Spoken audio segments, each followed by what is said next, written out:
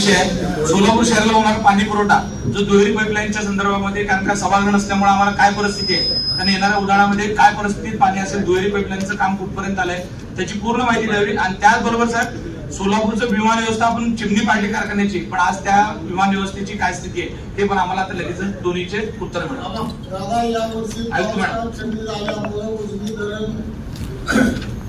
कारण आपण चिमणी पाडली कारखान्याची, तर त्याच्यानंतर विमान व्यवस्थेत काय झालंय?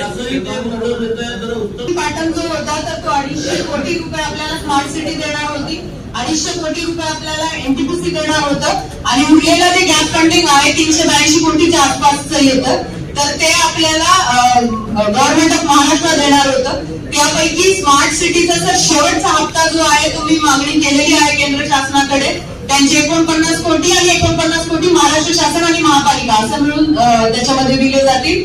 उरलेले 250 कोटी जे होते एनटीपीसीचे त्याच्यापैकी सर म्हणजे मोठा पाठपुरावा केला, त्या खासदार साहेबांनी आम्हाला मदत केली। 200 कोटी रुपये त्यांनी आपल्याला रिलीज केले, म्हणजे याच्या आधीचे जे होते फक्त 50 कोटी रुपये त्यांनी जमा दिले होते 18 मध्ये, तेव्हापासूनचे होते।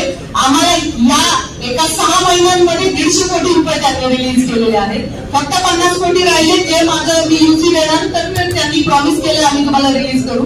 पुढची सर महत्वाची बातमी आहे सर, आपणही बोलला होता महालेंशी त्यावेळेला बोलला होता सर, सेशन मध्ये आता जे विंटर सेशन जातं त्याच्यामध्ये महाराष्ट्र स्वर्ण जयंती नगरोत्थान योजनेमधून महाराष्ट्र शासनानं हे जे गॅप फंडिंग आहे 382 कोटी रुपयांचं त्याचा GR काढला आणि मी शासनाला पहिल्या इन्स्टॉलमेंटचं निधी मागणीचा प्रस्ताव सादर केलेला आहे। 382 कोटी पैकी 267 कोटी रुपये शासन देणार आहे, 114 कोटी रुपये महापालिकेला टाकायचे, 70-30 का पाठवला आहे। नवनवीन बातम्या पाहण्यासाठी SB न्यूज चॅनलला लाईक करा, शेअर करा, सबस्क्राईब करा।